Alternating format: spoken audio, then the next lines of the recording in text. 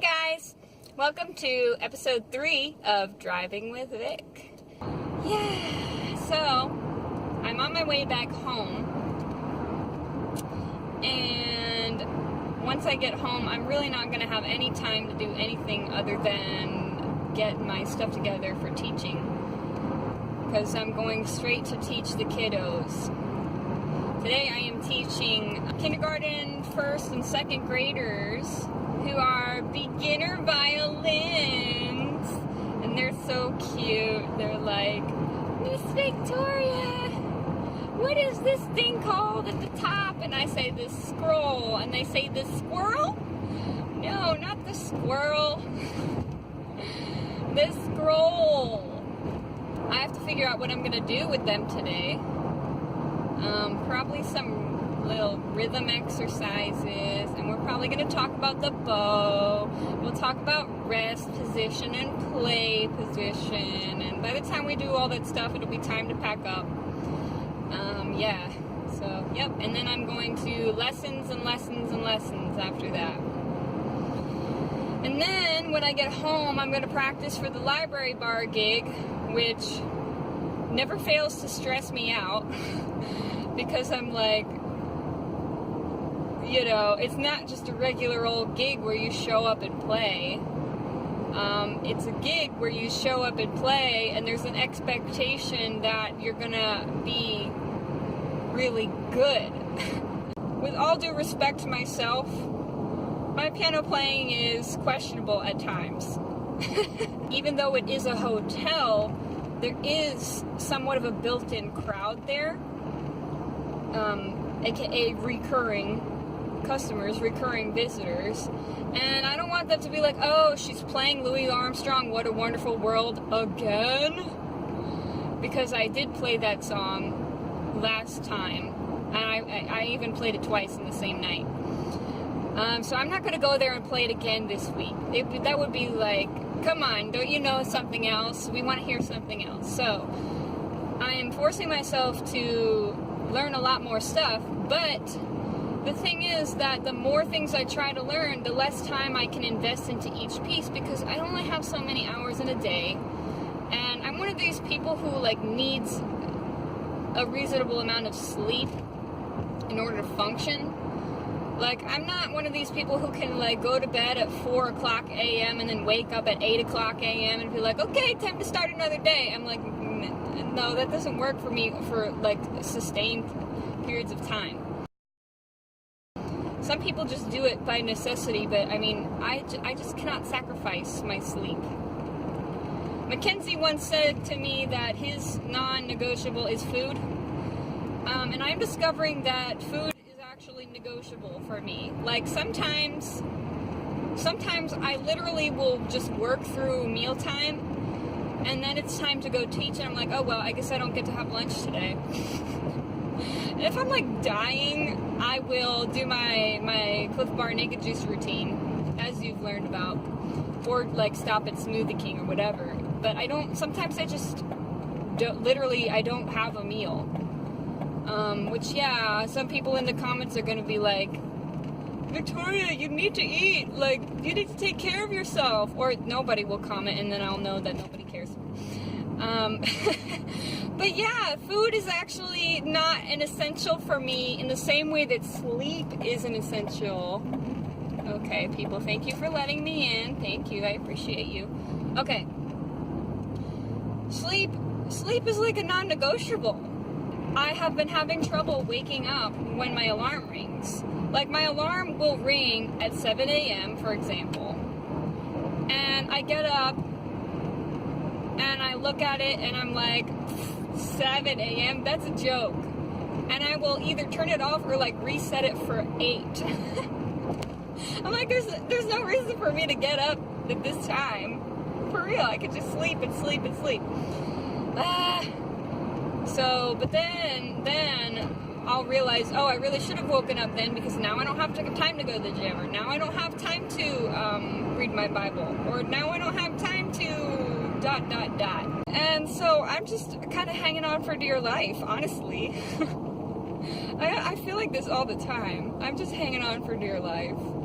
And it's all I can do. It's all I can do. And my mom said to me last night, Victoria, you can't place more expectations on yourself than are reasonable. Like, she said, you should not expect a miracle of yourself. And I think she's right. I need to not berate myself when I don't, like, catch the moon every single day. It's all a work in progress. It's, you know, it is what it is. Maybe, I should learn Goodbye Pork Pie Hat on violin. Or at least I should practice playing it. Because I want to explore more playing my violin in a way that doesn't sound like I'm playing the violin. And that's what is so inspiring about Christian Howes, whose camp I went to in July, where he plays violin and it doesn't sound like a violin in the same way that we're used to hearing violin, you know. Like, there are a bajillion violin players on YouTube who do their covers of pop tunes or, you know, whatever. And they're playing it and they're using classical tone. And it's like, okay, this is pretty, but it's not interesting. But Christian Howes makes these tones with his violin, and his playing is, I would even use the word dirty. It's like dirty, but you know, like when people say, oh, that's sick, it's dirty, ah! So I want to play more like that. I want to learn how to play in a way that's like dirty, but good, like good dirty, and not like bad dirty, which is just what I sound like sometimes. Those are some thoughts. I'm supposed to be at the school by 3:30, and I left Dallas at 2:15. But I'm supposed to go home first, because I gotta put on my uniform, and I gotta get all my books and my violin, etc., etc. So we'll see about that. Hopefully this traffic lightens up a little. Yeah. Other thing that happened to me this week was that I broke my shoulder rest. What happened is that I am such a generous person that when my students forget their shoulder rest, I let them use mine. But if they use a smaller size violin than I do, I have to bend the feet in, and the feet of the shoulder rest are metal. So I can bend them, but then when it's time to return it to my violin, I bend them back. So over time, this bending weakened one of the feet to the point that it just broke off, totally broke off.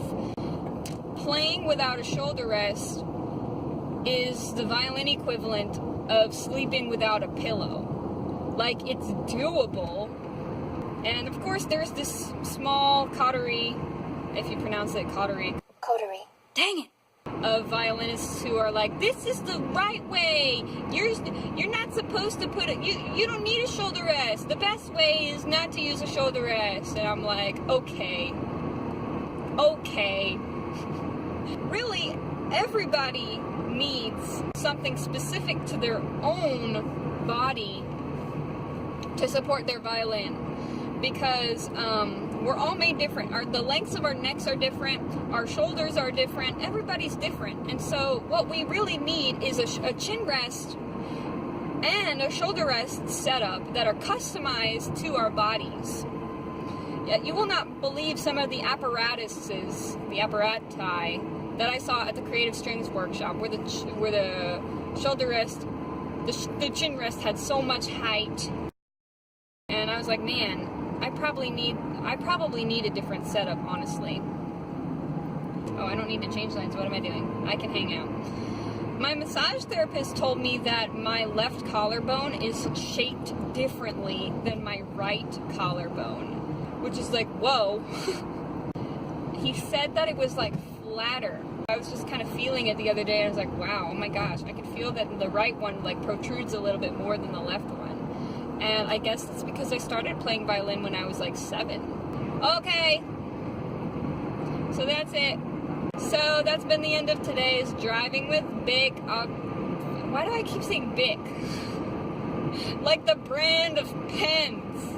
This is not a Bic commercial. This is Vic. Driving with Vic.